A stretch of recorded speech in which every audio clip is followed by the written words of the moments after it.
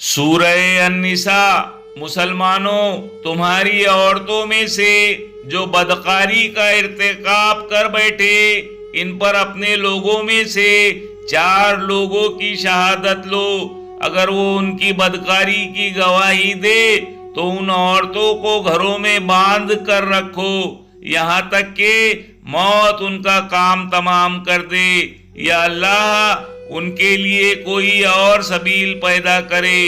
اور جو 2 مرد تم میں سے بدکاری کرے تو ان کو ایذا دو، پھر اگر وہ توبہ کر لے اور نیکوکار ہو جائے تو ان کا پیچھا چھوڑ دو۔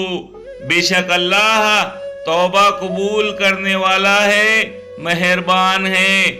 اللہ انہی لوگوں کی توبہ قبول فرماتا ہے جو نادانی سے بری حرکت کر بیٹھتے ہیں پھر جلد توبہ کر لیتے ہیں، پس ایسے لوگوں پر اللہ توجہ کرتا ہے اور وہ سب کچھ جاننے والا ہے، حکمت والا ہے۔